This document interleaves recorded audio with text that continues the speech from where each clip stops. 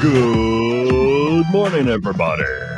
Here we are and live and ready to kill on a Tuesday morning. Yes. What, you don't like the ready to kill? See it pull the face. I promise you, see, I only mean it figuratively. I don't mean it literally. Okay. We're safe. Don't you panic. Don't worry. I haven't got plans to kill anybody. Not today. Jeez. I just thought, is this the same show I signed up for? Well, yes, we're about to, straight after the show, we're starting our own militia, and we're going to go around just indiscriminately causing chaos and havoc. Sipiwe knows about it, didn't I tell you? Yeah, I'm not sure if I did sign the contract, I'm not sure if I finally did sign it. I forgot to tell you, there isn't a contract. You just have to do it, whether you like it or not, because otherwise you get killed. So it's up to you guys. Okay. That's very mafia-like. Yeah, hey. Great. So it's chilly as a witch's titty this morning, and Simpiwe was telling me, like, in the studio, because Bulelo does his Cliff Central Sports show from the same studio that she's in at the moment. He leaves the air conditioning on, and then it's freezing in there. So poor Simpiwe is like, she's probably got a little blanket over her knees like the Queen. No, I don't. But I have a bomber jacket. Like, I'm like really warm. I don't believe in traveling with blankets. I know, again, it's very boring to talk about the weather, and I know we're just going into winter now, and we're not going to do this all season, I promise. But when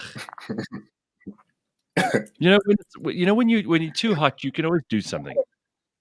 Always like put on a fan, or you wear less clothes, or you can jump in the water, or whatever you can. But when it's cold, just go straight to your bones.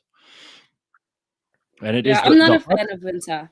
No, the hardest part of anyone's day in winter is just getting out of bed. Once you're out of bed, it gets better. It's not, it improves slowly. You get kind of used to it over the day. And normally in the middle of the day, it's not so bad because, we've got a nice hot sun, and in the middle of the day, even in winter, you can survive it. But in those early mornings, and especially now, because you know what they say, it's coldest right before the dawn. So it's not even light outside yet. I'm just looking now. It's still freezing and cold and black outside. Dark. Anyway. All right. Well, it's the up and at 'em. Time, I tell you. That's right. See, I spread my name. Keep on doing it. All right. He's enjoying this time a little too much. Way too much. All right. So a couple of things. Yesterday, I arrived to record our TV show, which we do every week. And I was sitting there and they were doing my makeup for TV, which is a short process. It's maybe about 3 or 4 minutes, but they really slather it on, and, it's a pain in the backside, and you've got to sit there and do it. And it's all ready to go. And Sia walks in with Matt, who's the TV producer as well. And the two of them have this look on their face like, oh, they're about to deliver some bad news. And nothing really surprises me on the show. So I go, yes. So they're both like, there's a bit of a problem. We're taking May I interject a little to give you context to what I had to walk into? Yeah, go for it. So ENCA is split into, the main newsroom area, split into 2 chunks, but most of it is open plan working area. And on one side, you have a few offices, and that's where some members of management work. So I was in the main working area with most of the employees there, and I see people standing at the doorway. So this is some members of, management and high positions standing at their doorways, and they're all flagging me down, just waving their arms, trying to flag me down. I thought, this is not good. So I had to get news, then I had to go deliver it to you. So anyway, they come to me, they go, so we're not going to record today.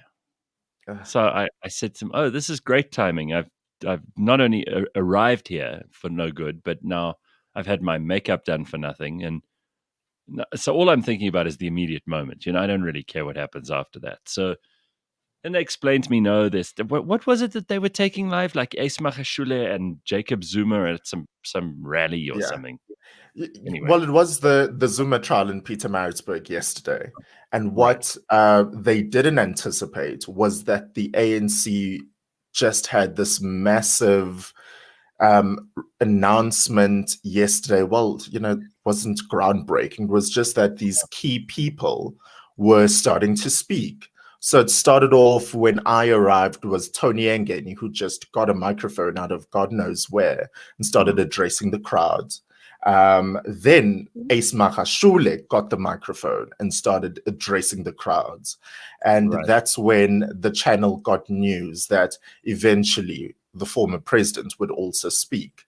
So at that time, they had to carry that on live as breaking news, as opposed to cut the 1 o'clock bulletin, and then they swap studios, which means we would have a studio to record. Yeah, so I'm like, oh God, all right. So I suppose it means that we won't be recording today. So they're like, can we record tomorrow? That would be today. So I'm like, no, I've got meetings all day. We can't do tomorrow. So they're like, all right, well, what's the latest that we can do the recording so that you guys can send it to Final Mix? Because we don't do the show live, right? And eventually we were sitting sorry to spoil it to you. Spoil it for you if you believed it was live. Yeah, no. So this week we will be doing it live because I just said to them, all right, fine, let's go. Let's do it live. So they all go, oh, are you sure? So I'm like, yeah, we do a live radio show every day. I've been doing one for fucking years. So let's do a live TV show. They're like, but are you sure? I'm like, I've done live TV as well. Yeah, let's do live. And I'm quite excited because live, when things go wrong, you just have to keep moving. And I don't mind that at all. I'd rather deal with that than deal with the recordings, and then you stop and start and you have to do things over. And like with live, you just get on with it, right? So I'm quite excited. Tomorrow night we'll be doing the show absolutely live. It goes out at 8:30, so you got to watch just in case there are some fuck ups and you can laugh. But I also don't know why I'm so nervous. Just in case, in case something really exciting happens. Plus, of course, we've got great guests lined up for you. The dude we had on the Burning Platform last week, Ibrahim Harvey, he's coming back, and he looks like he's got some fighting words. We're going to have him. Yeah, he was very passionate. So he's going to bring that. Him and Pumlani Majozi, who are both going to go at each other because it's old trade unionist versus young capitalist. It's going to be fun to watch. Interesting. And then, And now I have like a random question to ask you, Gareth. When they put makeup on you, do they also put setting spray? No. What do you mean for the hair? For the hair? No, for the makeup. For the makeup. Oh, no, when they finally done, do they? No. So what they do is, Okay. It's really just to remove. We spoke about this the other day. It's just to get the shine off because those TV lights are very harsh, and they just otherwise they'll make you look like a zombie. So it's really just to make you look as normal as possible, not to make you look better, because TV lights are really ridiculous. But why were you asking? What a random question. Because women put that stuff on, right? The recipe. Yeah. So when you're done with the makeup, to make sure that you don't smudge it anywhere else, they put setting spray, and so it makes it stay on longer. So I was just curious to find out, do they also put setting spray on men? That's it. As much as we call for people to like and subscribe, Gareth is not a beauty influencer. No, I'm really not. Yeah. Subscribe, everybody. I don't know a fucking thing about any beauty product. We haven't reached that setting spray level, no. So anyway, it's all going live on Wednesday, which will be quite exciting, and it'll be different, and maybe it'll just make me love the TV show a little bit more than I have in the last couple of months. So we'll see how that goes. Exciting stuff. A bit of a change. And would you prefer, perhaps it's a little too early to ask this, but would you prefer doing the show live? Yeah, absolutely, because then it's done. There's nothing I hate more than having to go over stuff and have a chance to edit and have a chance to change things. I don't like that. I like once the show's done, it's done. It's the best. Okay. So I've just been willing myself. See, usually we're in the studio for 2 hours, right? We record this. This will be 1 hour. Boom, done. I can't wait. I've been willing myself into realizing that firstly, you can't stress about something that hasn't happened yet. And then these are all what if scenarios in my head. They aren't reality. But I thought, what if I go into the actual main studio, not in the booth I sit in, to go and take a photo for social media. Then I trip on a cord and then we have to come back from commercial. What if just everything is wrong. Yeah. You'll be fine. Those are the kinds of things that I love.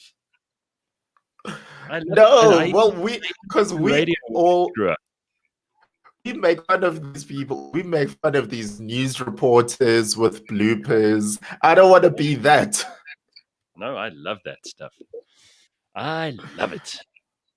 Okay. All right.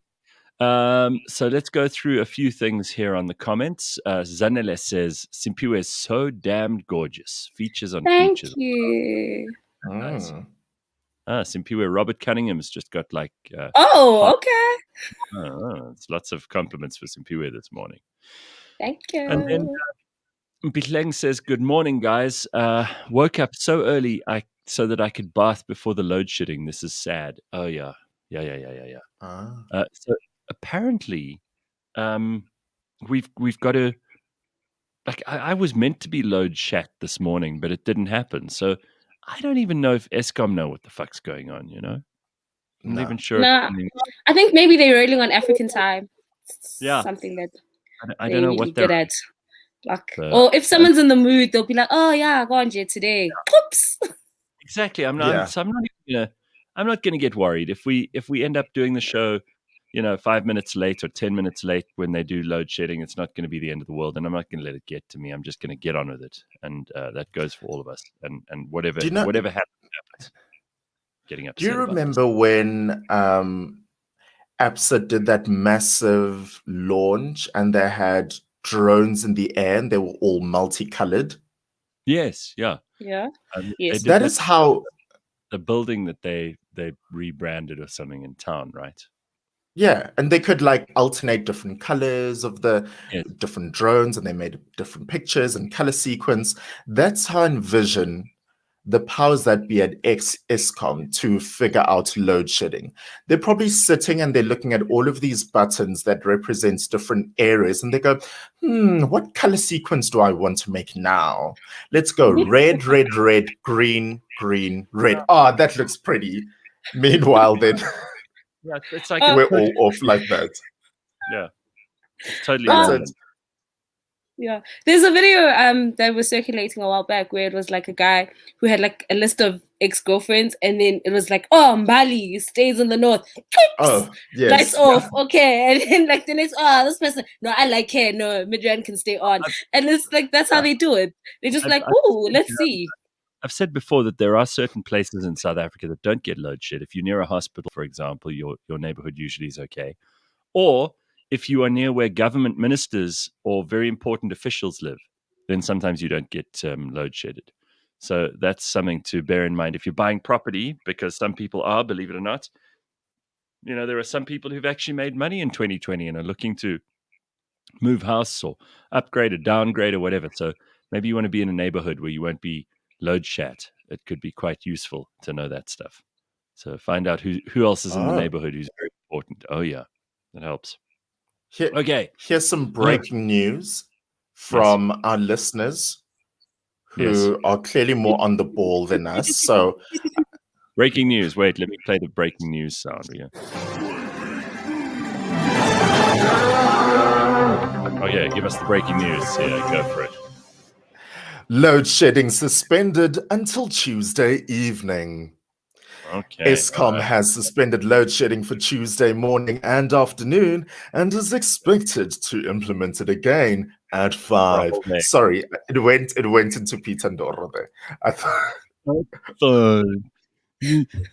Eskom just shame. Did you see did you see all the shit he got on social media a while ago?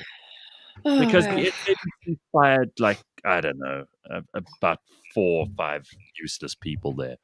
But they kept Peter and Dora, and like people were like, Peter and Dora, he's not even from here. They should have fired him.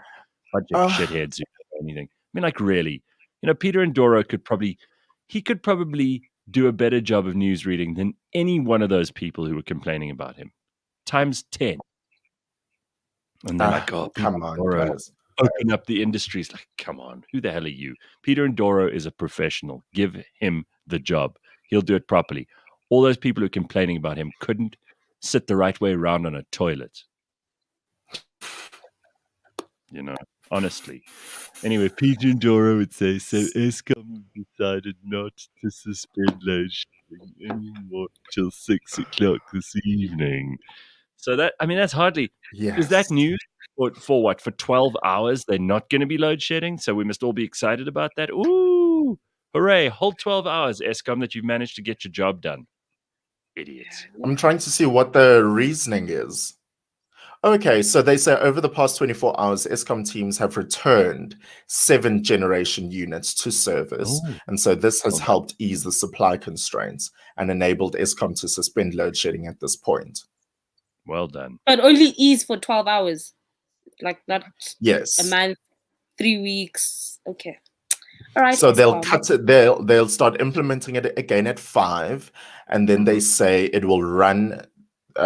load shedding will run up until 10 p.m. All right, very good. Very good. So Martel says that his neighborhood has 2 hospitals. They still get load shed. So, okay. You see, it doesn't always work. That's sad. Sorry. Carl makes the point. How long have humans been making electricity? These fucktards can't do it in 2021. Yup. Here's an interesting story. Jade says, moved to London during lockdown on a repeat flight, and I'm wondering if this place ever has a summer. Ooh. Yeah, apparently it's been raining and it has been miserable non-stop in England for the last, week or 3. And people are complaining about the English weather. So at least we don't have that. I always feel sorry. I always feel most sorry for Cape Town in winter because Cape Town is cold plus wet in winter. Whereas, at least Joburg is just cold. I'd rather deal with one of those. And hipstery, exactly. I mean, ugh, who wants that? Okay. So Jade moved in the past year, which means I presume... Wait, is she having 2 bouts of winter? That's what she said. Yeah, so if shucks, sorry. So she had winter here, then she had winter there. Then she's got... No, she had winter there. What? I'm so confused. No, she moved to London. Yeah. she moved to London. But they had winter in our summer, so that's December and Jan and Feb. Yeah. Mm-hmm. Yeah. Yes, but that's what she's just gone through now. Seriously? This is really not complicated. Obviously, yes, sis. So where's the second bout of winter? Did she have winter last year, June? Yeah, it's complicated. So she was here for June and July, August, and probably left in August, September. Then she went straight into English winter, and now their winter is taking a very long time to end. That's what she's saying. Yes. Now I get it. Yes, sis. I mean, here we are talking about Eskom not being able to figure out electricity generation. See, it's stuck in the season. Gareth, I'm not saying doubt my capabilities as your employee, but another thing that still has me by the tits are time zones and differences. But that's understandable. I actually go onto a website. I don't even bother counting anymore. I don't even trust my phone and the world clock as they... No, why would you count? GMT to Central African time and convert mountain time.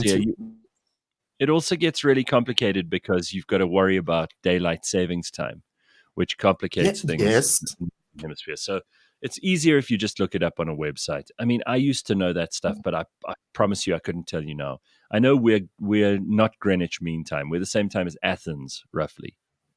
Isn't it Cat? I think Central African time. Yeah. But that's the same as Athens in Europe. So you're roughly looking at GMT plus 2, right? Yes, I France think is so. also in our same time zone. I think Italy Are is, they? yeah, Italy is as well. Yeah. Okay. Well, then maybe things My are changing. easiest thing is to ask, where is the guest? What actual city? Mhm. And I Mhm. Google time in Athens right now, and you get your Correct. answer. That's I'm exactly not right. going to -7 plus 2 divided by the 3. So, no.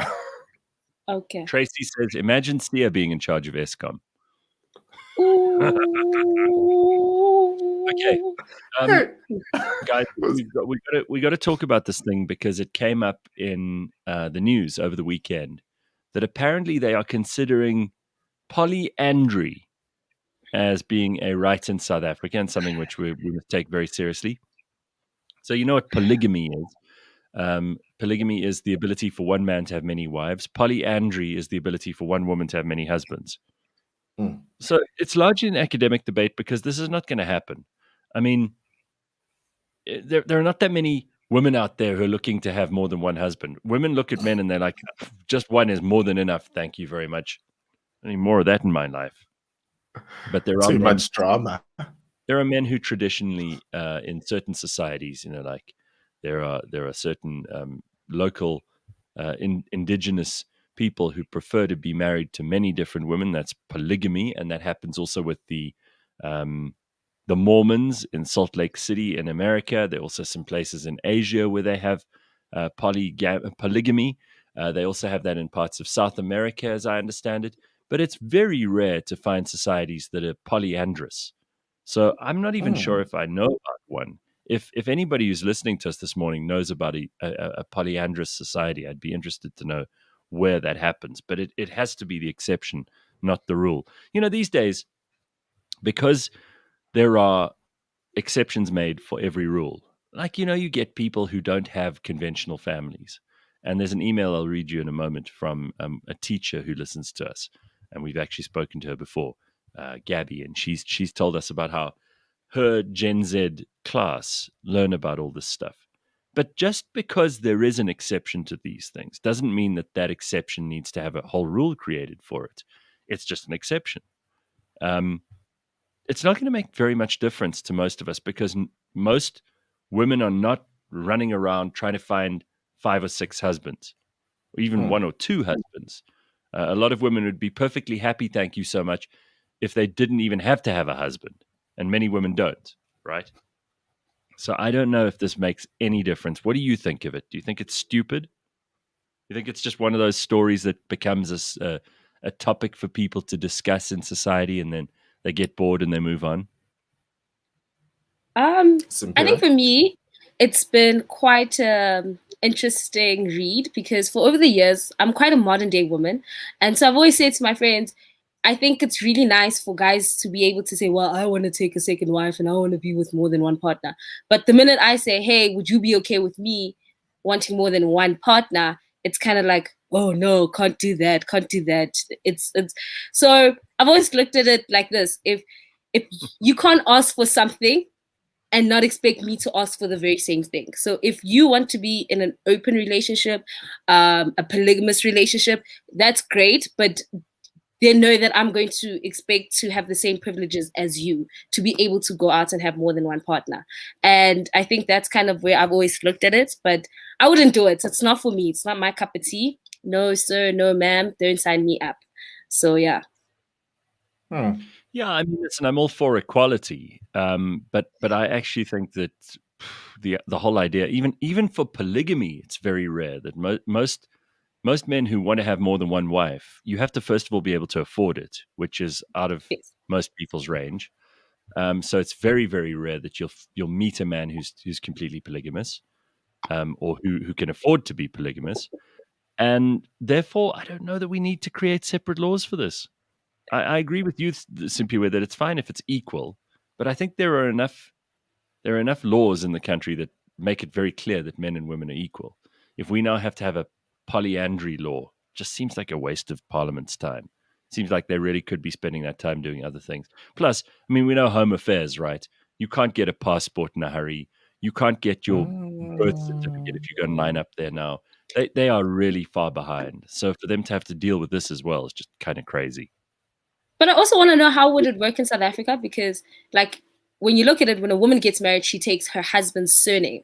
So now, if you have more than one husband, are we doing double barrel? And are you, as the woman, being the financial provider for these men?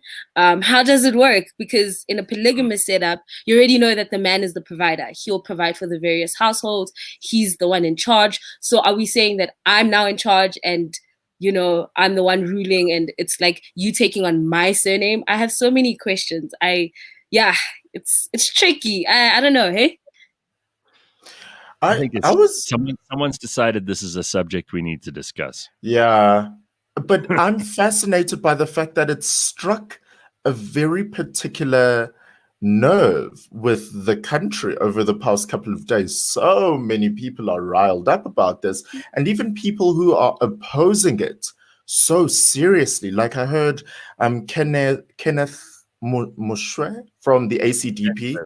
Yeah. Mushweshu, yes, Mushweshu, speaking about this is... Meshwe. I think it is Measure from the ACDP, talking about how this is not a thing and shouldn't be happening. Hey, it's no one's coming to you, to your marriage, and saying, so we're going to give you an extra husband for your wife. No one's saying that. But the more I think about it, I go, what is the big deal?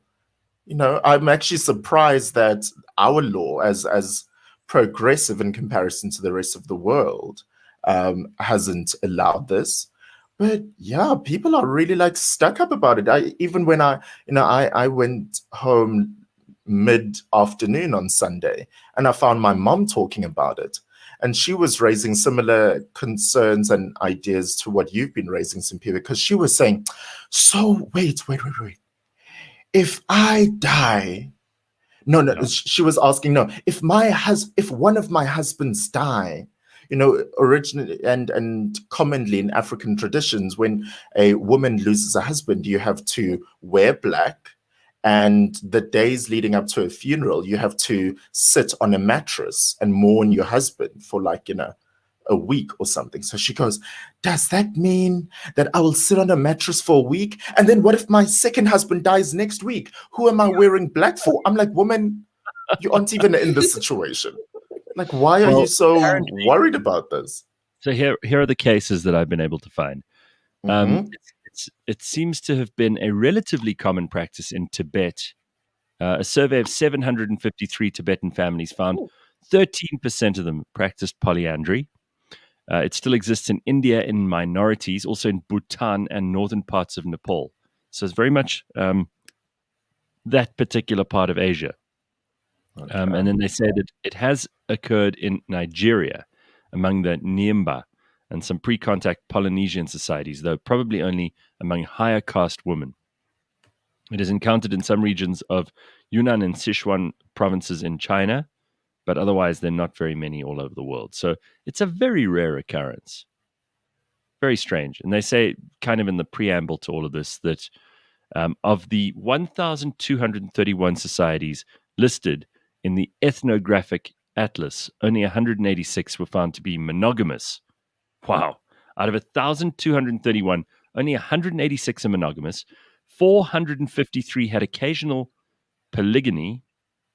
588 had more frequent polygyny, and only 4 had polyandry. So it's very, very rare. It's not what most societies understand. It is practiced among Tibetans, in which 2 or more brothers are married to the same wife, with the wife having equal sexual access to both of them. It is associated with partible paternity, the cultural belief that a child can have more than one father. Of course, now that we know that that's not possible, it's probably a lot less popular. Yeah, that's a little incestuous. If it was just random men, that's one thing. Now brothers are marrying one woman. So then, what do you call you? Is your brother your brother, or your brother is your brother-in-law? Well, I think it's your actual brother in Tibet when they talk about these polyandrous societies. So Tracy says, didn't you have a polyamorous guest on the show? Yeah, polyamorous is different to polyandrous. He raised a couple of eyebrows during your interview. I remember him. Still don't understand how that works. But No, what the hell? it's Right? sneeze on the truth. There we go. When you speak the truth, you sneeze. Mhm. All right, do you want to get Amen. some? Hallelujah. Won't he do it? You want to get some headlines? Let's do this. Okay. Apparently, in Pietermaritzburg, divisions and defiance are the order of the day. Former President Jacob Zuma's court appearance has once again shown the clear divide in the ANC. Zuma was flanked by Ace Magashule and NEC member Tony Yengeni as he addressed supporters, and the pair did not mince their words. Despite senior members throwing their weight behind Zuma, not everybody was well received.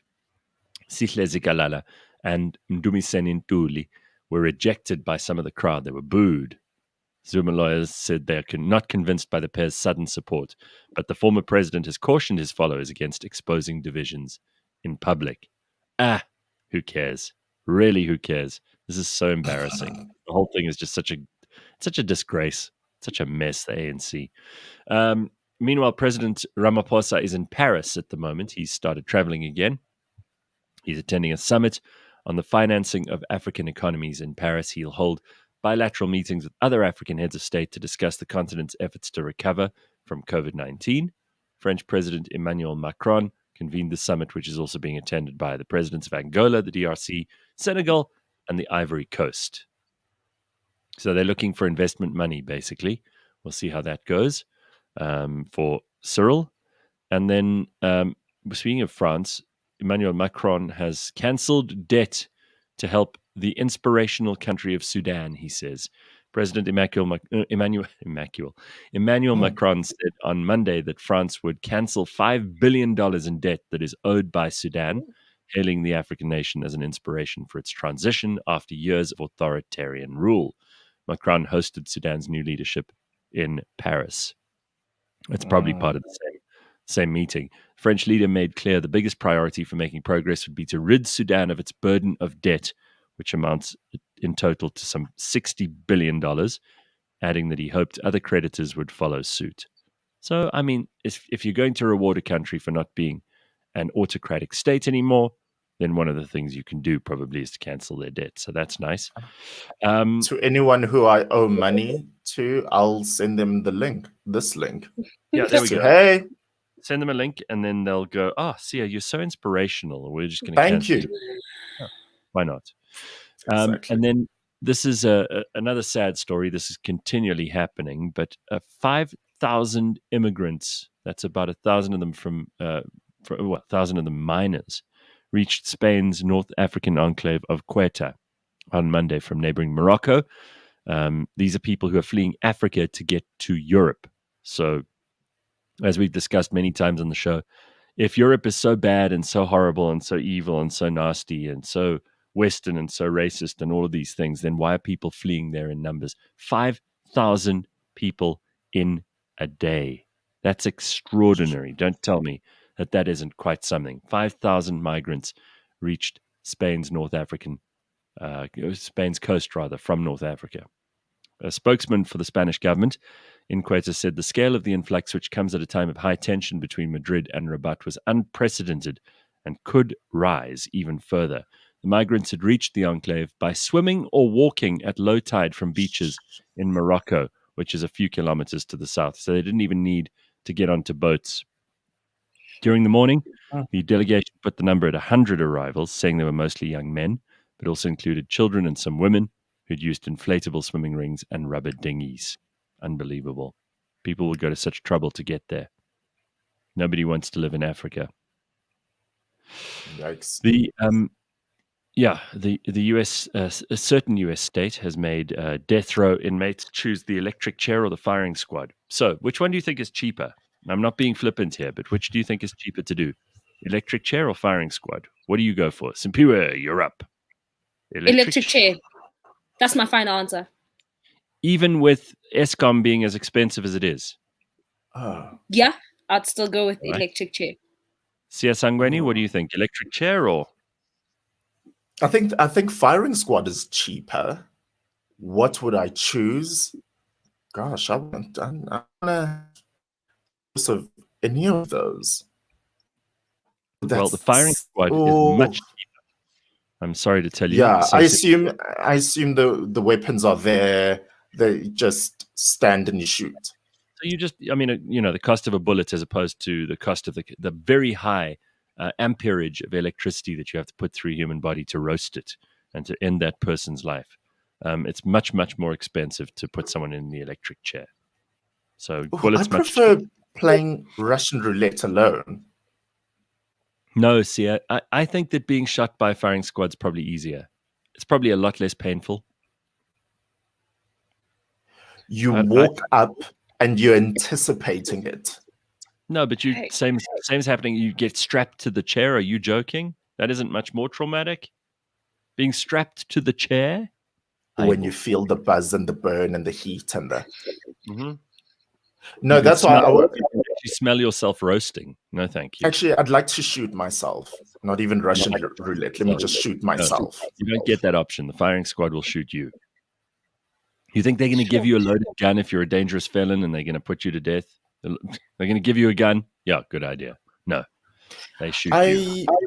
I heard this happening in Auschwitz. I wonder if they still do it now, where in a firing squad team, perhaps there are 8 people with guns, and there'll be one gun that's not loaded. Is that true? Have you heard of that? Well, what they used to do is so that you don't know whether you're the one who shot the lethal shot. Some of them will be blanks. This is how they used to do it anyway, so that no one really knows who the executioner is. And it wasn't just in concentration camps. They used to do this as court-martial proceedings in military courts where, you get shot on the battlefield for deserting, for example. Then you don't want to make your own soldier feel like a murderer. So what you do is you tell them you don't know whether you've got the bullet in your gun or not. You might have a blank. That way no one is guilty of actually killing the killer or killing the deserter or whatever that person is, because you don't know whether it was your bullet that did the job. Which I suppose is, I mean, that's why they also put, in the old days when they'd cut off people's heads, the executioners would wear a hood so you couldn't identify them. So nobody knew who wouldn't identify them. The crowd, the community. Oh, the crowd. Oh, okay. No. It sounds horrible to say. I was going to say, well, the person is dead, so they wouldn't find them. No. The crowd watching. Okay. The person who they're meeting justice out upon is obviously identifiable because they're dead afterwards. But in this case, it would be, the executioner. You're not sure who it is. And the reason that they've decided in South Carolina to let prisoners choose between firing squad and electric chair is because they've run out of lethal injection drugs that have halted executions there for a decade. Now, these drugs are very, very expensive. They're hard to come by, clearly. I mean, they've been waiting for a decade for this to happen. I reckon there are a lot of people who'd just be like, just rather shoot me. It sounds horrible, but it's probably easier than being in the electric chair. Probably a few who would choose the other way around. But Governor Henry McMaster said on Twitter, this weekend, I signed legislation into law that will allow the state to carry out a death sentence. Families and loved ones of victims are owed closure and justice by the law. Now we can provide it. The pro-death penalty Republican wants to resume executions after a 10-year hiatus caused by a shortage of drugs used in lethal injections. Before the pause, death row inmates would choose between the chair and the injection, with the injection being administered if no choice was made. Now, if you could have the injection, what would you choose? The lethal shot, right? I think, isn't that better? I think much better. Feel it. It probably puts you to sleep before anything else. Yeah, then that's fine. That sounds. It's less painful. That's probably the easiest one. But if you get a shot to the head, you don't feel that. That's instant. But are they aiming for the head, or are they just like? I think they're meant to. This is so gross so macabre to talk about this, but I think they're meant to aim for the heart and the head, because then it kind of puts you out of your misery quickly. Don't know. Anyway. And we hear so much about people who've been on death row and maybe then they're taken off and somehow maybe evidence has come out in the case, so they don't have to die. We rarely hear about those who actually have to work on death row. And imagine waking up. It doesn't happen every single day, but at least maybe, let's say once a month, and today you have to go and kill someone. Oh, yes, these are people some would say are deserving of, a fate like this. But man, to know, okay, well, today I have to go and inject someone, kill them. Today I have to go and strap someone to an electric chair. Sorry, it's not the best thought to think about at 6:43 in the morning. No, it's a horrible thing to think about. But I mean, if you look at that electric chair, you're like, nah, I don't think I want one of those. You ever seen one? I'll see if I can find you a picture of one quickly, because then it doesn't look like the kind of thing that you'd like to be strapped to. It's not everybody's first choice of, that looks like a nice comfy chair to sit in. Let me show you what it looks like. And I mean, they have to build these things especially. So if you consider that's part of the cost, right? So there's an electric chair. They strap you to it. They put this thing on your head, and then it basically it roasts you. It's not I nice. just got the chills. It looks so old school. You think something modern, and you think, wow, this ain't comfy at all. Just looking at it. Can you give me a leather lazy boy for going out? Come on, I want to be at least, be in a recliner before the inevitable happens. You want to come? Yeah. Right. Okay, this is I hate just being fascinated by this, but I'm really trying to find out. Do the shocks burn you from the inside, or do you really get charred and burn from the outside? What it's meant to do is it disrupts your nervous system. So I don't know how that feels. I don't know how to describe it.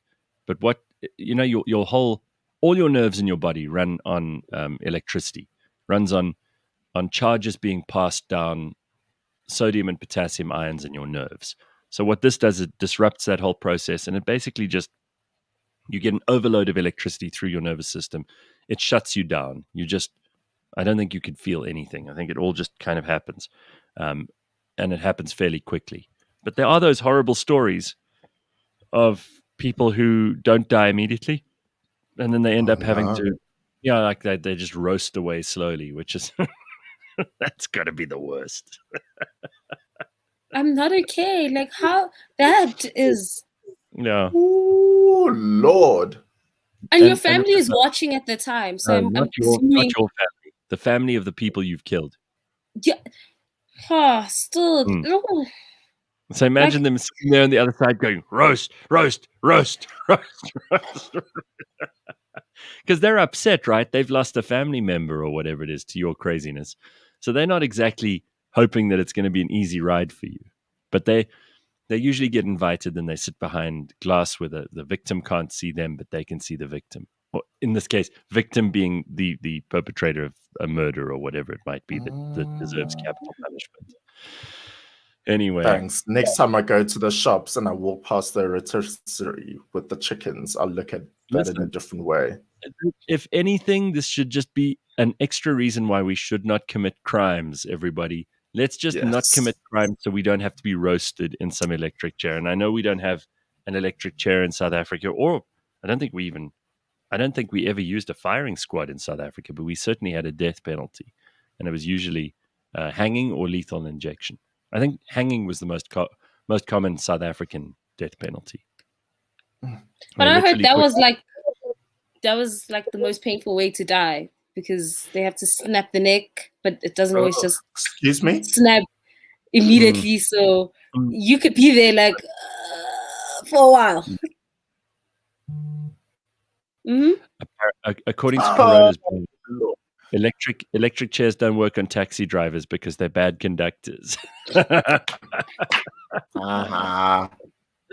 See what you did there. Very, very nice. No, that's not very nice, Gareth. So while we're talking about criminals, Sia has found a bunch of mugshots of famous prisoners. And these are mugshots that turned out to look really good. So this is always funny. Oh, Imagine you end up going for your mugshot, which is, it's like the brightest light in the world. You're standing on against a white wall, and it's got measurements of your height behind you, and you usually look straight Yes. into the camera, and usually they pull a face like, because you're startled and you've just been arrested for a crime. So it's not as if you've got, you're looking great, your hair is perfect, you just brushed your teeth, you look fantastic. None of that's happening. You basically look like you've just been arrested, and it could be at a weird time. You might have tried to get away. You might be a complete mess. So it's very rare that we find mugshots of people, and the mugshots look great. But Sia's found some of these, so take a look and tell me if you'd fall in love with any of these people. Absolutely all of them. Okay. Sia, For let's me, see. choose one to start us off. okay, well, firstly, this one is, Ah. I think we've all come to know and recognize, right? Jeremy Meeks. Oh, yeah. I Okay. think, Yummy, yummy, I yummy, think- yummy. no, he's not as hardcore as I now believe him to be. I think he was part of a gang, and he was caught for some minor charge. If you really believe the old gang rules, that an eye drop tattooed under your eye means you've killed someone. So if you believe that with his tattoo, he's killed a person. But please, I mean, once you look at this picture, you sort of just go, I can forgive you, right? I mean, okay, wait. He does look a bit scary and gangster, and you can tell that he's someone you shouldn't mess with. But he looks also very handsome and gorgeous. Like, you look at him, you're like, that's the kind of gangster I would mess with. That's the kind of guy I know I don't mind dying and being in the gang for type of vibe. That's all I'm saying. What is it? Scary So Mary. Tell me what it is about him that you think is attractive. Is it just those eyes? What do you like there? It's everything. Look at that jawline. Look at the tattoos. They're so complimentary. His eyes. Like, it's everything. He's just perfection right now. Just absolute sheer perfection. All right. Okay, who else? And it worked out in his favor. So from that long story, he went on to, based on this mugshot, he actually signed a modeling contract while he was in prison, and he's currently he went on to date the daughter of the owner of Top Shop and Top Man. So that's like multi-millionaires going on to, he might even be a billionaire if I'm not mistaken. So that worked out for him. Nice. Yeah. Good. Jeremy Meeks.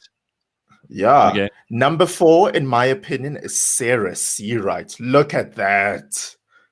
She looks like, looks a little bit like, what's that girl's name who was Justin Bieber's ex? Selena Gomez? Yeah, a little bit like Selena Gomez. Maybe a little bit like, God, who's the tiny little pop star? Ariana Grande. Almost a little bit like that. A little bit of that going on. Okay. So do you want to hear what she was charged with? Is she dangerous? Please. Might take the cuteness out of it, but she was arrested and she was dubbed Prison Bae. And she was called the 60th criminal of the year. She was arrested for robbery, kidnapping, obstructing justice, and tampering with evidence. Jesus, she's not to be messed around with. Oh, hi, but Sarah, you can kidnap me anytime, girl. You can make it work.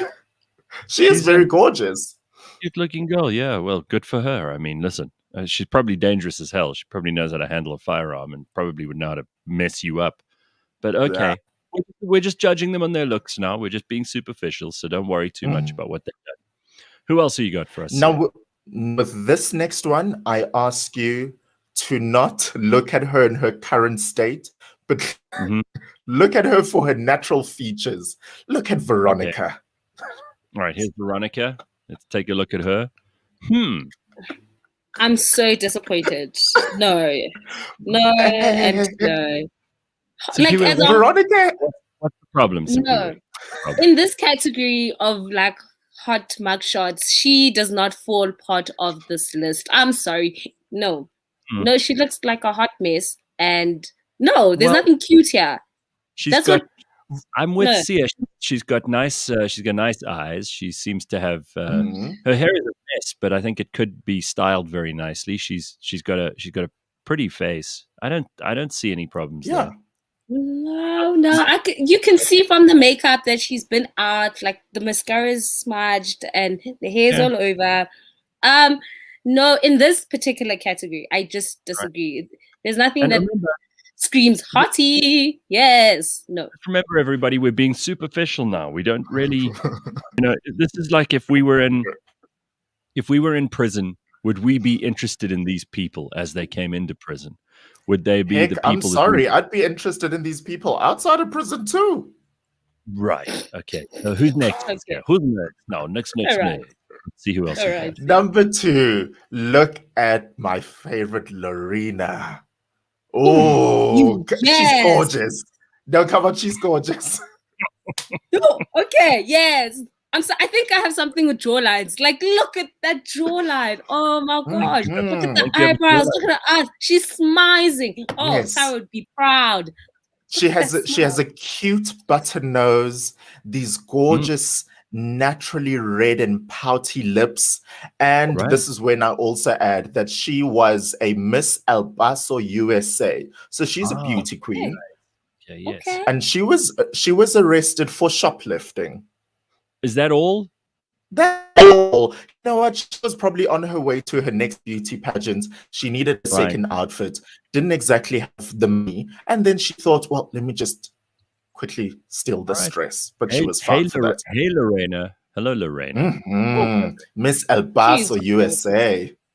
El Paso. Gorgeous. Right, gorgeous. Oh, all right. Yes. I mean, so Simpiwe, we've got Jeremy's okay. Sarah's good. You didn't like Veronica, but you like Lorena. So we like, out of the whole bunch, you've got 3 you don't mind so far out of 4. Yes. And I think the common thread, they jawlines. The jawlines. You like the jawlines. Okay, very good. And Sia, then, how many are you down for all of them so far? All of them. Chose. Okay. Mm-hmm. All right. This is my number 1. Woo, okay. Move over Jeremy Meeks, because I now introduce to you 28-year-old Jess. Oh, look at Jess. All right. I just want you to look at Simpiwe's face first, because she's not impressed. You don't like? This is such an anticlimax. Yeah, like, oh my word. Like, he's okay. Like, no. He looks like a Jonas brother. Yeah. No. No, I'm sorry. I cannot. No, Sia. No. All right. I know we're meant to not be judgy here, and we're doing the superficial thing, but what is he in for? What has he done? There was a warrant for his arrest, and then instead of complying with the law, it's not clear what that initial arrest was, but instead of complying with the law, he then ducked and dived. So as per this latest article, he's actually still on the loose. So anyone who's in Australia, shout out and take an extra good look at Jess. Oh, so he's in Australia. Okay. Yes. So he's not an American jailbird. All right. No. I mean, back at the moment, trying to find a sheep shearing station where I can hide out.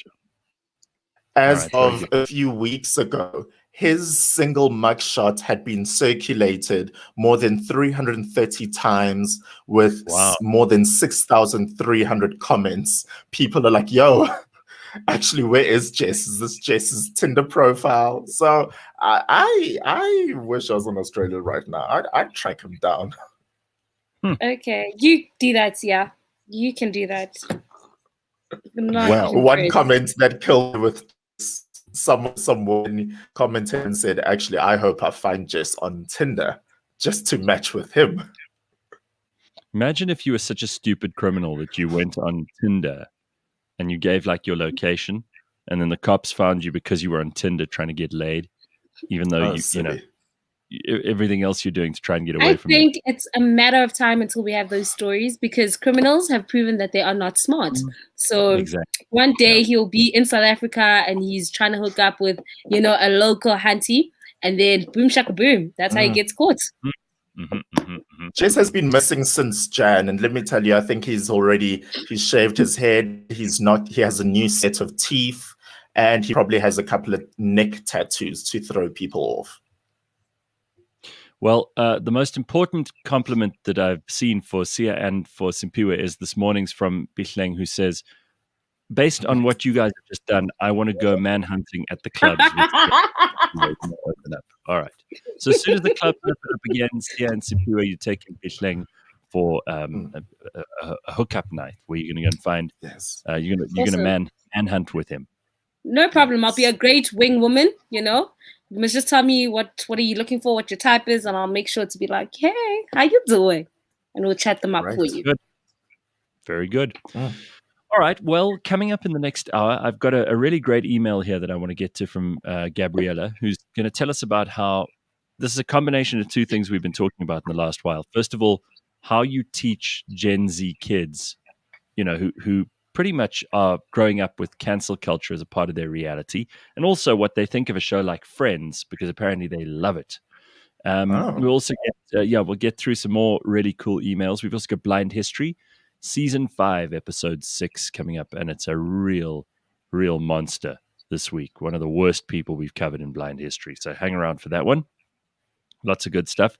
We're actually recording, I think, 2 more episodes next week, which is exciting. And then we're pretty much done with the season. Hey, I think we've got 3 more episodes to do, and then this season's done. It feels like just It feels like just yesterday we started. So there's a lot going on. All right.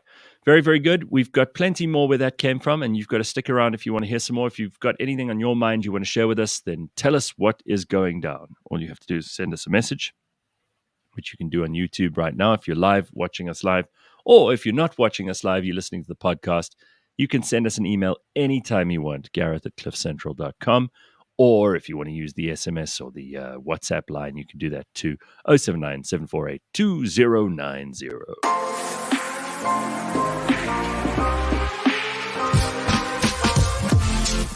This week on Auto Central, in a world, as you put it just now, a lot of the other German manufacturers make cars locally, or should I say, assemble cars locally. How do you find that being an importer versus having competitors that are locally manufacture cars?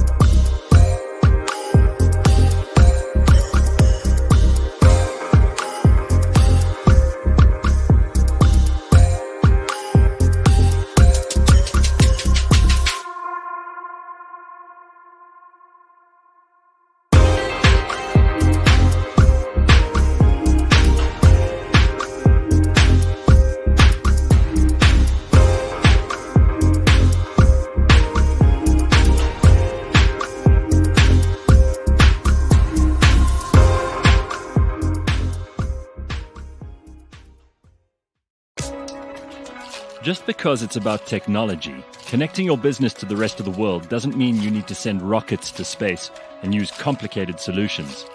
Want to simplicate things? Well, join Jaco Voigt, who is the CEO of Catalytic, on the Unbundled podcast. With skin in the game and a keen focus on educating and assisting you and your business, Jaco decodes all the aspects of connectivity, security, and cloud solutions. Unbundled is brought to you by Catalytic and is available on cliffcentral.com, Apple Podcasts, Google Podcasts, Spotify, or wherever you get your podcasts.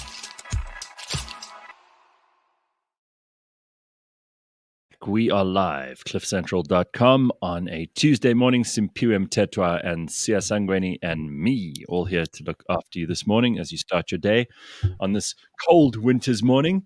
I want to go straight to an email because I think this is pretty interesting for a number of reasons. Gabrielle is a teacher, and she says she's always trying to challenge her students. So she tries to give them things to do that are interesting to them. And she said on Friday, you guys were speaking about politically correct teachers as well as the Friends reunion. I teach grade 7 English. So how old are you in grade 7? Are we going to even try and answer that? Does anybody know? Yeah, 13. 13, okay. I've redeemed myself from part 1. Well done, Sia. I thought I would share the following lesson that happened in my classroom. Our current elective is about humor. The kids learn about irony, parody, sarcasm, hyperbole, etc. Classes are typical Gen Z children who have a current obsession with the show Friends, as it's streamed on Netflix, despite the context taking place 2 generations before they were even born. We naturally got around to discussing the humor techniques employed by Friends. This led to a conversation about the lack of diversity on the show in relation to the main characters. We chatted about the stars of the show all being white, heterosexual, and even thin. I asked the kids for current examples of shows that have more diversity. So they said Cam and Mitch from Modern Family are same-sex couples. One kid yelled out, Kate from This Is Us is fat. Another excited girl got up and said Jane the Virgin is about a Latina immigrant family. So they were all like very aware of all of this stuff. One kid even pointed out how the remake of Roald Dahl's Witches features a black boy and his grandmother, despite the original taking place with a white Norwegian family. I loved that movie, by the way, because Chris Rock plays he does the voice of the little kid, which is very cool. Anyway, then came a real challenge for this generation. We set up a class debate. One side was pro-cancel culture. Even though you love the show Friends, it should be cancelled for a lack of diversity. The other side was pro-Friends. That show makes us laugh, and it was so relaxing, no matter who stars in it, we shouldn't worry about it. In the end, the class managed to reason that shows should include more diversity, but we shouldn't cancel what came before, even if we have to criticize it. And oh boy, they will definitely be watching the reunion. Isn't that interesting? Your favorite Cliff Central teacher, always challenging and risking not being politically correct in education. Well, Gabriella, this makes me feel better because I think there are lots of people who who are growing up with this idea that if you don't like something or you don't agree with something, then you must cancel it. And I don't think they're the majority at all. I think it's a small minority of really intransigent people who are easily threatened by other people's points of view.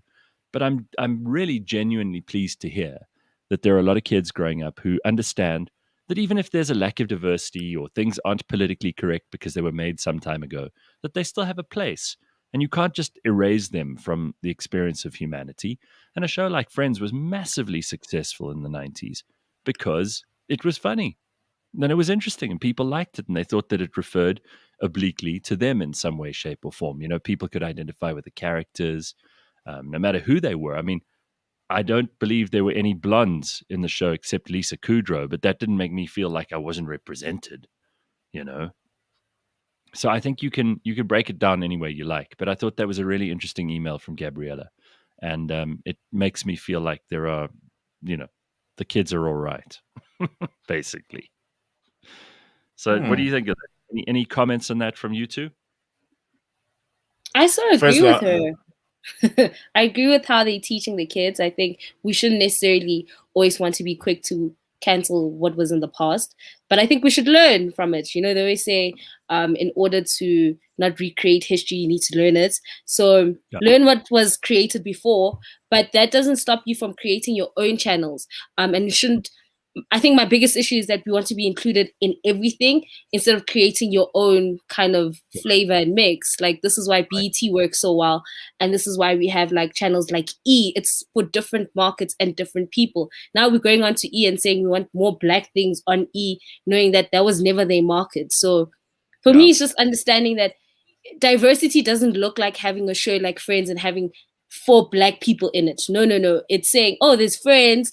And there is, My Wife and Kids. And, you know, there's 3 or 4 other shows that I can go to that I feel like talk to me as, you know, the individual. I remember watching and enjoying The Cosby Show, not because we didn't know Bill Cosby was a creep at that point, but also because Wow. that whole show, I don't think there were any white people in it. And I still watched it and loved it. It didn't make any difference to me. I mean, I watched The Fresh Prince of Bel-Air. Same thing. It was all Dopest black. show ever. I loved that show. It didn't bother me. It didn't bother me that there weren't any white people in it. And I think that has to do with this obsession that we've got at the moment with having to have like diversity. If you make a documentary about, King Shaka, which, not a documentary, let's say you make a dramatization like the Henry Cele version that they did in the 1980s, which was a breakthrough because remember, that stage in this country to make anything about a particularly strong black leader would have been frowned upon by the government, right? I mean, just because it's the story of the Zulus doesn't mean you have to have a whole bunch of white people. There might be one or two sideline characters like, Dick King or Sia's ancestor, Finn, but there aren't a lot of them. There aren't a lot of white people in that story because it's not a story about white people. I find it's patronizing and it's cheap when they take like, the story of King Henry VIII, and then they cast a black person as Anne Boleyn, for example. I think they're obviously trying to be edgy, but it's just not historical. It's not true, and it makes it a mockery. It makes like, shame, we have to include the black people, or they're just not going to watch this. Like, what black person sitting there going, yeah, I need you to pander to me in order for me to be interested in your show? Just the same way as I watched a whole bunch of shows in the 80s, had very little to do with white people, and they still made me happy. It's like when I listen to a certain song, I don't think about how many people in that song are black or white. I'm interested in whether or not song I like. And it's just crazy to think this way. With the reunion episode coming up of Friends, I'm now thinking I will not be surprised, actually, if they now go down the corridor of their apartment building and there's a black neighbor. And then they go further down the corridor and then there's a gay couple living there. Yeah. Or, strike bonus, there's a black gay there in the building. No, that's you're absolutely right. You know what? Everyone's going to go, oh. They're not going to go, yay! Except maybe one or two woke people are going to go, yay, because they feel like they've made some kind of moral victory. The rest of us are going to go, this doesn't fit with the show. I actually don't think it's so far off. I think it's going to happen. Yeah. And therefore, it'll probably be boring to a lot of people. Anyway, I'm not. And something else from Gabriella's email that I was surprised by, that there were no fat people, and that's a thing. Yeah. Oh, yes. Yeah. That's a very big deal these days. Yeah.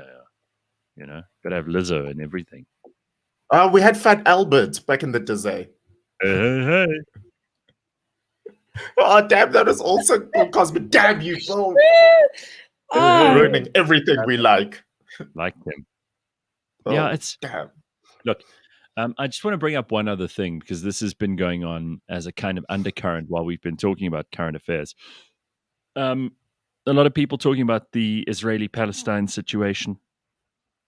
And I want to point this out because I went on the show last Wednesday. I didn't bring up Israel and Palestine. Damon Calvari did. He was on the show as a guest, and he didn't know anything about it. So he asked me, he said, Gareth, what do you know about this? He didn't say to me, as a news anchor or as a journalist, because I'm neither of those things, please tell me. So I told him what I knew about it. And because I like to refer to sources other than our mainstream media in this country, I brought some facts to light which may have surprised some people about what's going on in Gaza and what's going on in Israel. Anyway, it was peppered with a fair amount of my opinion, which I'm entitled to have. And there's such an interesting reaction to this. So the first thing about it is that I get like a bunch of emails from people who are pro-Israel who say, thank you very much, Gareth, for supporting us, which is not my intention. I didn't even bring it up on the show. I happen to be a supporter of Israel, but that's beside the point. It wasn't my talking point for that morning. It wasn't even on my agenda. It's something Damon asked me about, so it came up. So it wasn't something I'd pre-planned, It wasn't something I'm paying enormous amounts of attention to either. I just happened to know some of that stuff that we were talking about. Anyway, that's the one kind of reaction.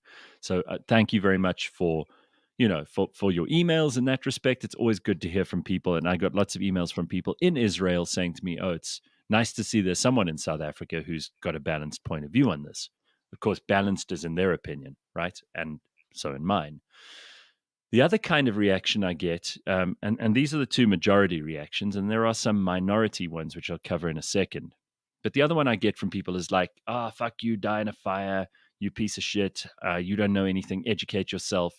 You obviously don't know anything. You ignoramus. That's from people who are pro-Palestine and think that I shouldn't have a voice or that I'm completely wrong. Yeah, and then obviously the accompanying death threats some of the time and accompanying abuse of a personal nature. You just are such a big douchebag. Who the fuck cares what you think, kind of thing. In which case, why are you responding to me if you don't care what I think? Anyway, there were some, and I always appreciate hearing from people who disagree with me, but have something to add. So in other words, they say to me, listen, I heard your clip. It's been going viral. First of all, you got this wrong, or there's this going on, or did you hear about this, or here's a video clip that you might want to look at, or here's a news story that you might want to pay attention to. I don't mind that at all. I'm always too happy. And then I reply with a thank you. And then that's where the conversation usually ends. I'll look at whatever it is that they sent me, and it helps me to be a little bit more well-informed. Even if it is propaganda, at least I know what's going on. And the same goes for people on the Israeli side who are now sending me like article after article after article, which I don't particularly want to get into, mostly because it's a huge amount of reading. And this is not my reason for existence. I'm not one of those people who's obsessed with what's going on in the Middle East every day. It came up on the show, and I appreciate having all the news from both sides of this argument, from both sides of this conflict. But I'm not driven. This is not the reason I wake up in the morning and get into my day. It's not my most pressing international issue of great importance and significance. I can tell you there are probably 100 stories I care about as much, if not more. But I just want to... Just saying that is going to get people worked up. I just want to point out, like, I don't mind. Yeah, I know. People are like, you have to care about what they care about as much as they care about it. Otherwise, who are you? But here's the weird thing. It's like, if you think that by threatening to kill me, or you call me a 1,000 different names, or you say I'm an ignorant fool, but you don't supply me with any alternative information, if you think that's going to be the stuff that convinces me that your side is valid, you don't know how to persuade people. And it's no wonder that people like me don't agree with you, because you're incapable of putting up a good argument in those cases. When I get messages like that, I just block people. I'm not interested in hearing from people who want to kill me, or even just say they want to kill me, because I don't know how many of them actually would, but I'm not going to take a chance, so I'll just block you.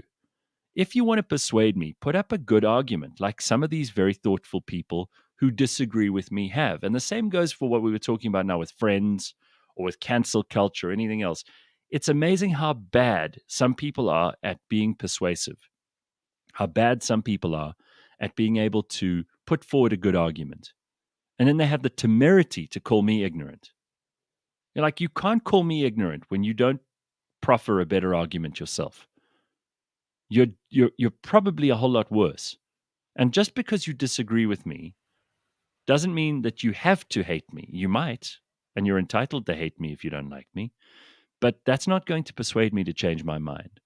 And it is funny that in this situation, I do believe that on the occasions where I've disagreed with something Israel's done, whether it's the settlements, and I've spoken about the settlements before, and I have some problems with that.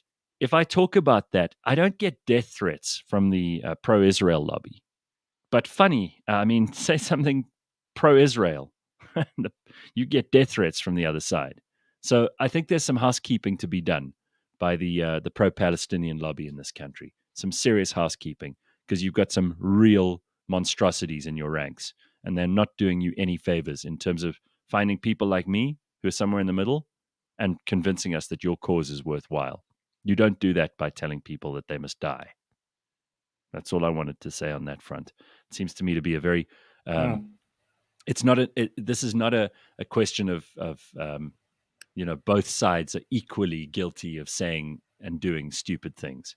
one side is definitely biased with a false equivalence about the other side. There we are. Let's leave it alone. That's all I had to get off my chest. Has anyone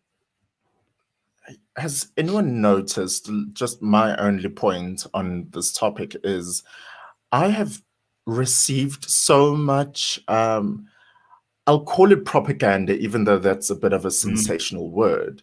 I've received propaganda from either sides of the story, but particularly like YouTube videos, those 5-second videos just before you skip an ad. It's like, well, think about the children and look at the lives that have been affected. I'm like, sure, okay, but why all of a sudden I'm being bombarded by a lot of it? And none of it is persuasive. It's like, you suddenly, and then people want you to watch videos of like, of kids on stretchers that have been burnt. I don't want to see that. I don't want to watch snuff films on TikTok, thank you. And I don't want to see like videos of people who've been mutilated in Mozambique. I don't want to see that stuff. So if you're going to send that to me, that's not going to persuade me. That's just going to horrify me, and not horrify me in order to take your side either. So it's not well thought through. And I don't think, like, Sia, you don't have a position on this, and you don't really, it's not your fight, so that kind of thing is going to put you off. It's not going to make you pay attention and sit up and take notice and suddenly decide to become an activist, is it? No, but it's just, we're all being, let me not even say the thing, because anything now I say will be misconstrued and will be, This is the problem, right? And this is what the problem is with the Middle East, is it is so polarizing that even if you say something completely innocuous about it, there are going to be people who have a problem with that. They're going to decide, no, it's not acceptable that Sia said that. And then suddenly you find yourself defending something that you actually aren't, it's not your fight. Well, he's going to close the blinds at home, stay indoors, and carry on referring to himself in third person. That's all Sia will do. Exactly. So you know what this is doing? And I'm going to say this to both the pro-Israel and the pro-Palestine lobby in South Africa. What you're doing is you are making ordinary, middle-of-the-road South Africans who just want to avoid conflict because they don't have a dog in the fight. They just don't want to argue with anybody. You're making those people afraid to even broach the subject, to even want to know about the subject. They're avoiding it at all costs because it's become so incendiary. That's not good. You're losing. Both sides are going to lose support for that, not gain it. And we'll leave it at that. I really don't want to carry on talking about it. Yeah. Anyway, the world is a very scary place for people who think Friends is problematic, says Barry. Yes. Exactly. So I have to admit something. I'm not contradicting myself, but at least I'm just being very fair and honest about it. Yesterday, we mentioned Bill Gates and Melinda and their divorce and what had happened. And I said, I hate knowing so much about people. Some things should just stay private matters. And then the White House yesterday released the Bidens and the vice president's taxes. And I was so involved in that. These Bidens? The Bidens who were sitting with those tiny people a couple of weeks ago? Those Bidens? Yes, the Bidens who moonlight as ventriloquists. Yes, those Bidens. Those Bidens. Biden's the bigger people in this picture, everybody. The little people are called the Carters. And this is their famous visit to the Oompa Loompa land where the Carters live. Yes. Okay, so they released their taxes. So what did they say? Yes, I was so involved. I whipped out my own calculator trying to work out how much it is. Oh yes. I was actually, I wouldn't say I'm like surprised by the figures, but it's not as great as I thought it would be. So let's start off with the Bidens, the President and the First Lady, Joe and Jill. They jointly earned more than 600,000 rands in 2020. rands, 600,000 US dollars in the year 2020. If you really want to be exact, 607,336,000 US dollars. This is according to a copy of their tax return that was released by the White House. And the first couple gave 30,000 US dollars, which is about 5% of their income, to charity. And that helped lower their tax bill to 157,000 US dollars that they paid in taxes. And then they paid nearly 29,000 US dollars in Delaware taxes. So, if you compare that to the Trumps, who famously did not want to release any of those details, you now tend to go, oh, okay. So this is what the Bidens are actually up to. Their assets are listed between 1.2 and 2.8 million US dollars, including 1.7 million in cash that they just have in different investments, etc., etc. And then when we go to okay, so just finishing up on the Bidens. She went to sleep. She just yawned. She's like, I don't care about these people's money is not. Am I the only one? I was like, oh, what? They're so forthcoming with all of this money. They even went as far as, well, you have to. They listed Jill Biden's salary as a teacher, so she's still a teacher. She earns $12,681 US dollars a year, so that's what she earned last year.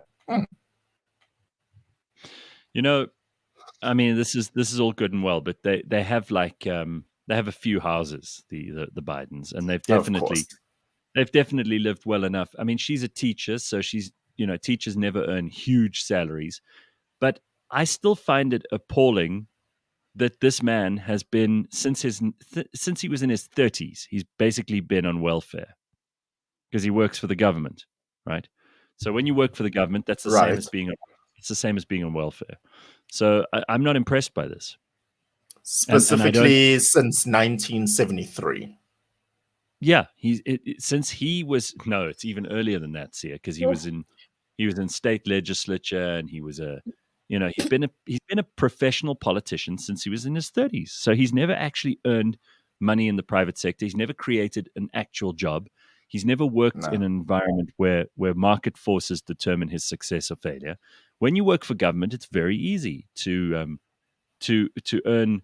And I mean, most of his expenses are paid for, especially now that he's president. He doesn't pay for transport. He doesn't pay for electricity. He doesn't pay for accommodation. So all the money he earns, and unlike Donald Trump, he hasn't said you can keep your money because, and I think Trump gave his money to a charity. He didn't take a charity as president, which is quite cool. I mean, let's not compare the two. I mean, Donald Trump, you can argue that his father left him a whole lot of money, but he is a businessman. And whether he had successes or failures, all businessmen do. But you can't compare these two as in terms of finances. You just can't. Like, the one is a billionaire and made that money in business. The other one has got every cent he's got in his adult life from the government. I'm not impressed by that at all. You know what I was surprised by in all of these details? Maybe perhaps you guys knew this. I didn't know this.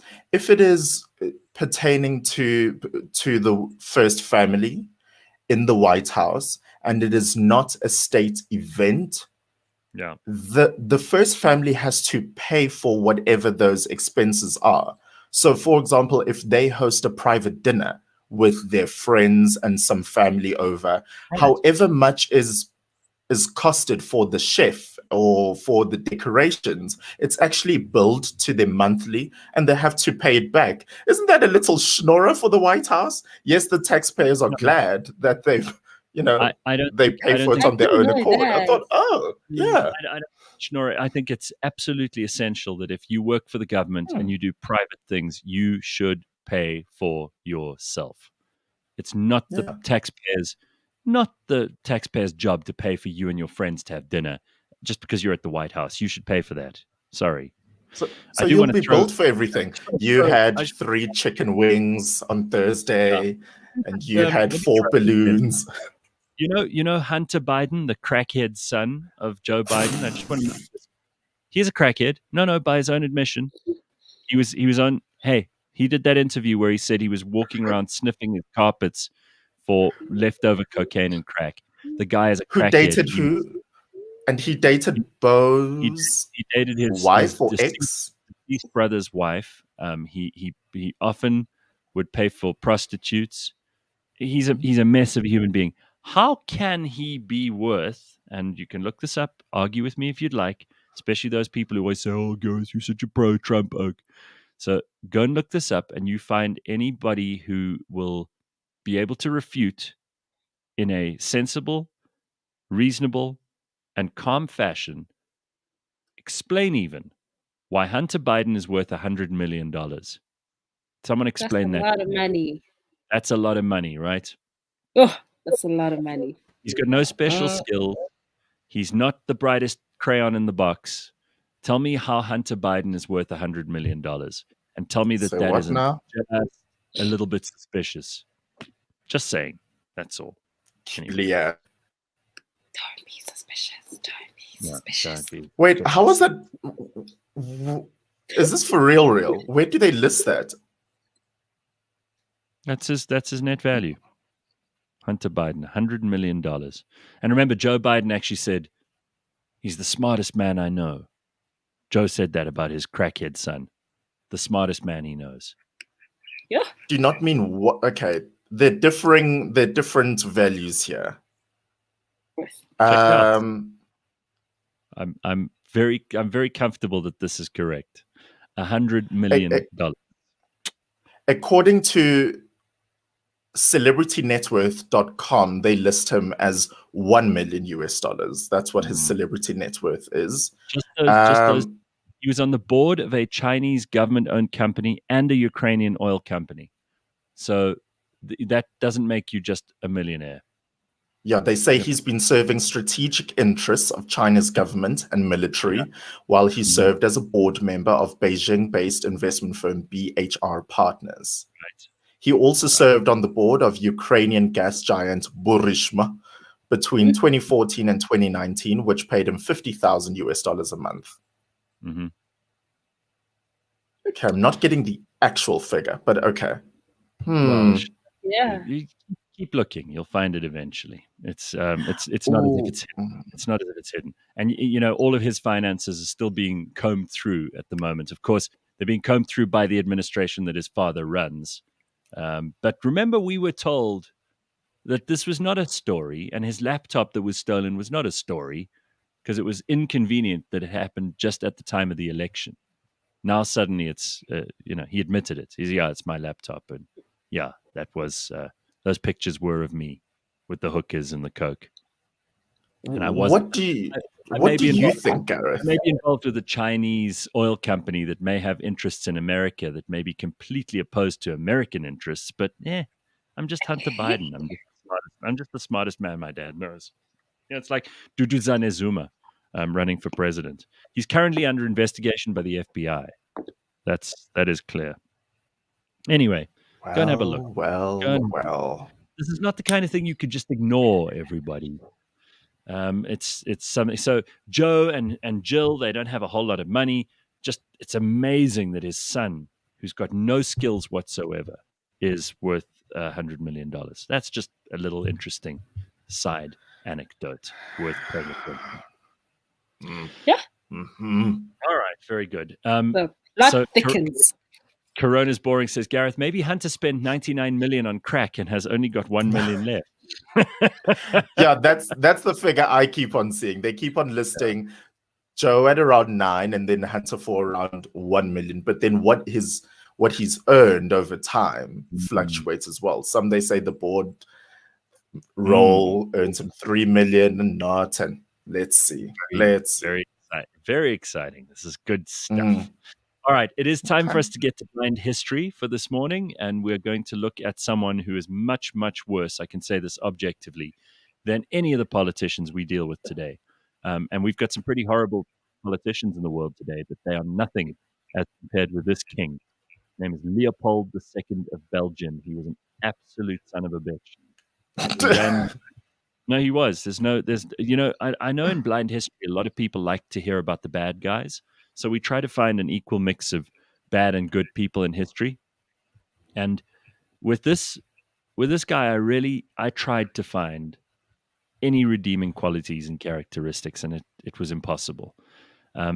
Leopold II of Belgium pretty much owned the Congo and all the people in it and treated them as his personal property.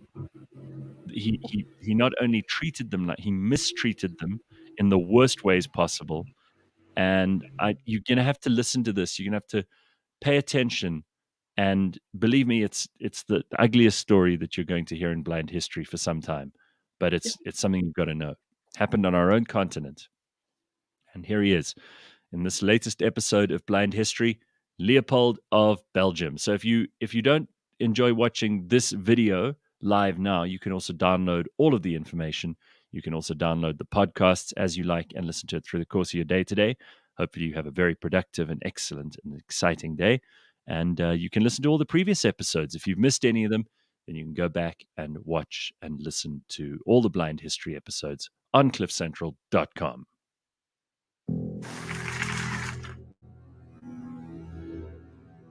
The baskets of severed hands set down at the feet of the European commanders became the symbol of the Congo Free State.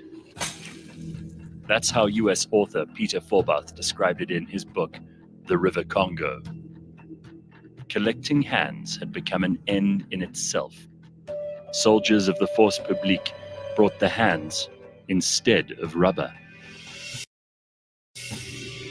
It is estimated that up to 15 million people died during Leopold II's rule, either due to the repression or the terrible living conditions imposed on the local population, with widespread disease and malnourishment.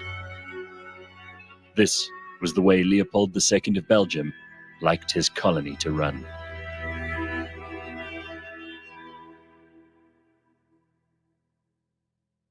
Somehow the villains get way more attention. People like hearing about the bad guys much more than they do the good.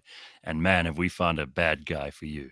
Just when you thought we'd run out of horrible, evil people from history, you're about to find out that the one, not even that long ago, who really should be in the worst people to rule a piece of the earth. Awful, awful guy. Leopold II of Belgium.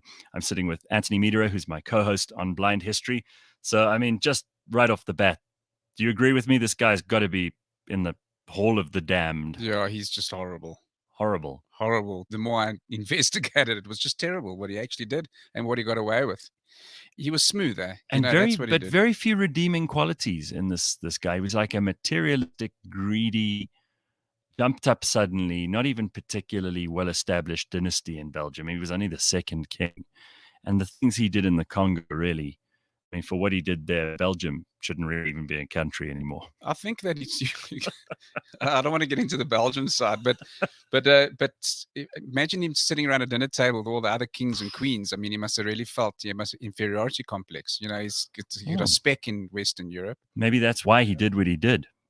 Leopold II was the second king of Belgium. His father, Leopold I, was really installed after the 1830 unrest in Europe, and a fairly new kingdom established out of part of Holland, which also was sometimes part of France, sometimes part of Germany. This was a strange new nation that was forged, and Leopold I was not a particularly great guy either. He also tried to establish colonies all over the world, but really succeeded in nothing. And he had a wife who they didn't have a particularly happy marriage. The wife, Leopold II, who we're talking about now as mother, was always very mean to him. She used to say he had a nose like a beak, and he looked like some kind of bird, which is not nice. Not a lot of love from either of his parents. That's scary. But have you seen his nose? I mean, obviously you've seen his nose. Well, you can go. There are lots and lots of statues to this guy all over Belgium, and we'll explain why in a little while. But Leopold II had a very unhappy childhood, and that must have had some effect on him because he certainly didn't care much about other people later on in life. And I think maybe the inferiority complex you've referred to is a big part of this. But by the time he inherited the throne, he was ready to do some damage. Yeah, and at that time, the kings and the queens had very little power in Europe, in Western Europe particularly. And I think that played a big role. I think he mentioned in passing to Wilhelm II, you know, all that's really left for us now, we've got no power, is to make money. Right. And you can actually see the threat through his life is just about this drive to make money at any cost. Well, at any cost is about right, because he had his eyes, his greedy little eyes, on the Congo, which was really the only part of Africa that was left. And the reason that the Congo was left is because it was impenetrable. It was forest. It was the basin of the Congo River was just this impenetrable place. Nobody had been there. Nobody had explored there. There was one guy called Henry Morton Stanley who'd actually sent letters to Queen Victoria saying, listen, this place is actually quite a good prize. She ignored him. And Leopold found out about these letters, and he decided this is worth investigating. So he actually brought Henry Morton Stanley on board. But the big thing was that he really felt, he really was then very famous. And like we've surmised, Belgium was a speck on the map. And he wasn't really going to get into bed with Belgium and Leopold. He was trying to court the bigger players. And as you rightly said, when Queen Victoria said, no, thank you, we're not getting involved, he started to run out of options, and he ended up with Leopold. Now, he used to do some pretty dodgy things. He basically played parlor tricks on the very simple people of the Congo, and he used these tricks to persuade them that white people had magical powers. For example, he would ask a Congolese guy to shoot him with a gun, but he'd already removed the bullet, and then he would fall down when the gun went off. He would get back up as if by magic and then shake the bullet out of his shoe to prove that you can't kill white people. He would attach through a battery-operated machine. I mean, this is early Victorian era, a machine that allowed him to shake hands much more strongly than anyone else. So he would hurt these people who shook his hand, told them that he had strength to uproot trees just with his own native energy, and he really terrified these guys. Like, he had magic. He would do essentially the kind of tricks that we would laugh at these days, but he completely, I suppose, he just overwhelmed these guys from the Congo, and they fell for him. They signed off anything that he'd asked them to in exchange for like a few meters of cloth and some trinkets. Yeah, that was very sad. And he goes down in history as well, Morton Stanley, as an unsavory character, and rightly so. But, maybe he was touched with, he got malaria a few times, and maybe they fried his brain cells. It might have, or he was just a horrible person, because we know that that's true for Leopold. They established this thing called the Congo Free State, which was really a private company. It was a company owned by Leopold. He was the sole ruler of that place. It wasn't a colony. It was just one man's absolute greed. And he was in charge of everything. And thanks to Stanley getting all these chiefs to sign on, he had proof when he went to the Berlin conference that he deserved to go into the Congo and to make it work and he said spread Christianity. Correct. Make it civilized. Yeah. And also to abhor slavery. Oh, yeah. He said we'll root slavery out, because there was quite a substantial slave trade in the east of Africa. And he said, many Congolese people are being taken advantage of. So I'll go in and do the right thing. It lasted a number of years, decades actually, for that matter, that people believed him. There wasn't a lot of information that came out of the Congo. It was quiet. The missionaries that were in the Congo at the time, they were scared because they were supported by the European powers. So they were actually very scared to talk out. So the poor people were getting decimated and nobody knew about it. We'll talk about the kind of decimation that was happening, because it was actually probably the most revolting genocide that most people don't even know about, especially people in Belgium. But Leopold also paid people off. He burnt all the records. So there's not a huge amount of first-hand information to people who are researching the stuff. And if you consider that by the end, the tally was something like 70 to 90% of the population of the Belgian Congo was exterminated by Leopold and his forces. There were some very evil men involved here. But the things that happened, and I know people like a bit of blood and guts and gore, there were instructions, for example, that were sent out that you were not to waste bullets on killing people who rebelled or who didn't work hard enough. So you had to provide for every bullet that you used a hand, a human hand. So they would sever the hands off of people. Off the dead person. Or off living ones to prove that they'd killed, because they might have wanted to shoot some gorilla or something as a trophy.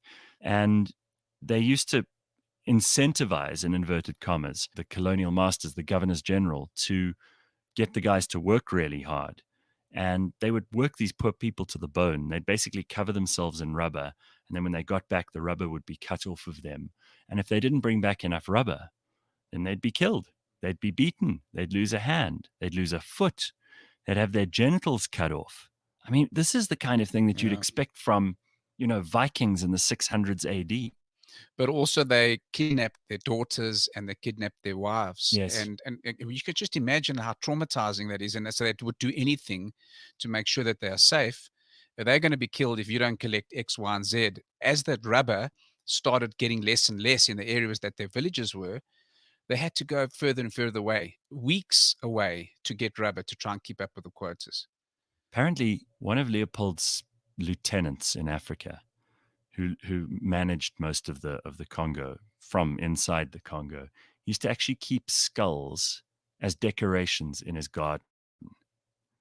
And that's the kind of thing that you read that in like horror novels and made up movies about bad people. This was a real person. And in fact, Joseph Conrad's Heart of Darkness, the one character, I think his name was Kuntz or whatever his name was, they based this character largely on this guy. Horrible, horrible person. Yeah, these are real people, and what they have done, it's worse than any horror.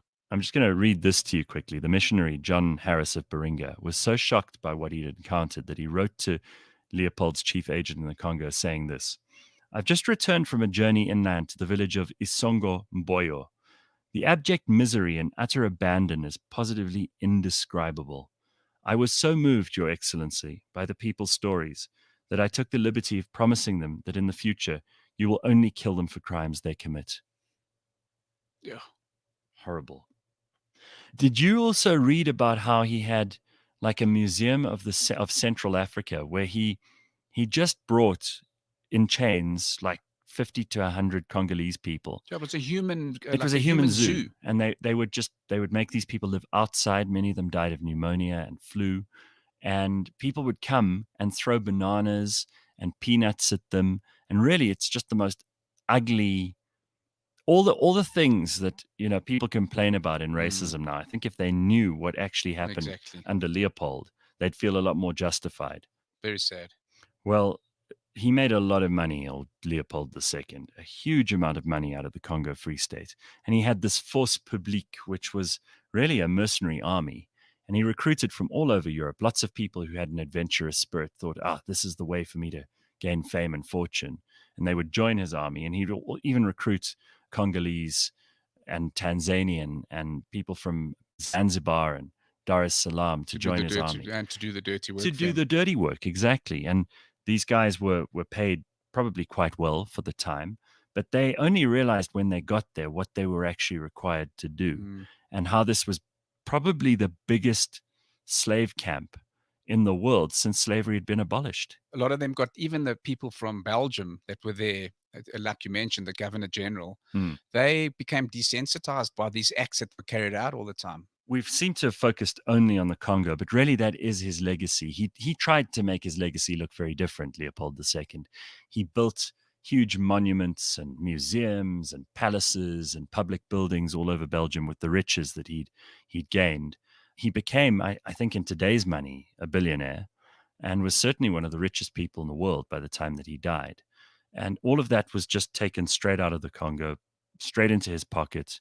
There are statues all over Belgium to him to this day, despite the fact that he has this onerous reputation. And even the reputation, it's never been taught in Belgian schools that Leopold was this monster. It's mostly because of either missionaries who weren't afraid to speak up, a commission of inquiry that he actually sent there, which backfired horribly on him because he thought he could pay people off. And they met a missionary called Harris, and he and his wife had detailed some of the atrocities that had happened. She'd been a photographer, and she even had photographic evidence of some of the horrible things that had happened. Arthur Conan Doyle, the famous British writer, Mark Twain, knew about the atrocities going on in the Congo. They wrote pamphlets, they wrote articles, they wrote opinion pieces for newspapers. And by the end of his life, he must have realized, like, I'm in big trouble here. This is not going to go down well in the books of history. He knew the writing was on the wall, that you can't keep this private colony anymore. But why it took so long and he could maximize his earn out, so to speak, was because Britain and Portugal and all the other countries, they weren't squeaky clean. If you look at what happened in South Africa, you look what happened in Eastern Africa, you look at India and what the English were doing in India. So they, for a while, they kept quiet. So they also, in the beginning, they, let me say, liked his methods because they were successful. So they started employing similar type of methods. And so he was supplying important things like rubber, which had become a massive commodity. Yeah, exactly. Because cars had started taking off and bicycles, and they needed rubber for the tires. And Leopold was probably providing almost all of the world's rubber at that point. But then it ran out. So he basically sucked the Congo dry. Ivory was no longer important and it also had been decimated. And then the rubber, there was nothing left in the Congo. So his profit that he could get out of it was nothing. Belgium didn't want it because there was debt, there was hell. It was an absolute mess, but they didn't have a choice. But what he did was he ultimately sold. Yeah. He sold it, and he had debt to the government, which they was scrubbed off. They also gave him, I think it was 50, I don't know what 50 million francs at that point. Francs, yeah. There was a significant amount of money that he got out of it when he finally sold it. So if nothing else, you've got to say he was like one of those hedge fund managers that kind of sold out everybody in the housing market in the US. Yeah. They're just mercenary. He at very least, you've got to tip your hat to the fact that as a businessman, this guy was just a machine. Yeah, he didn't have any heart or soul. He was probably the least humanitarian person alive in the late 1800s, but he knew how to make money. Yeah, he did. They're scratching to find the positive sides. He just forced Parliament to fortify parts of Belgium, and it paid off in 1914 with the war. So he'd set that up. But, that when he was buried, the Belgians booed him. And obviously there was a lot of propaganda afterwards to sort of improve his name. But it was not for what happened in Africa, but his personal life. He loved teenage girls. Well, he took a very famous mistress at the end of his life. He was in his 50s. She was 16, and she was a prostitute. Yes. And he tried to marry her, in fact. There was a big argument between the heirs to the throne and his sons through this woman. Caroline Lacroix was her name. They adopted the kids in 1910. Leopold granted them courtesy titles, and they should have been in line to the throne because he did try to marry her. The family that he founded, that his father founded, are still in command, at least constitutional monarchs in Belgium.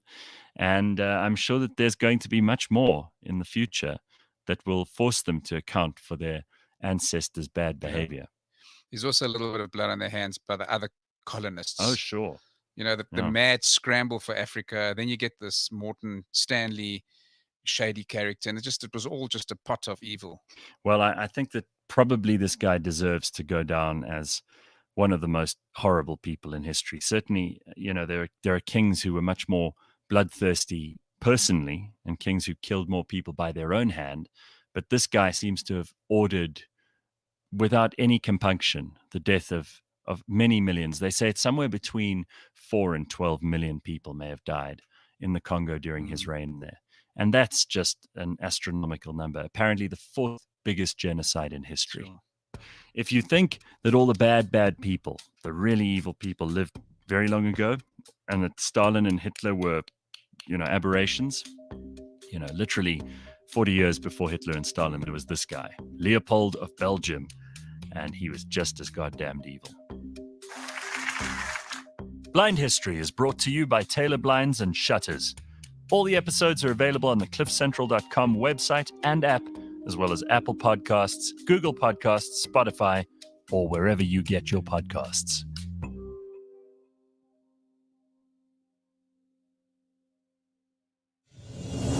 Did you find anything about him that you thought was praiseworthy? No. I must be honest with you, I tried.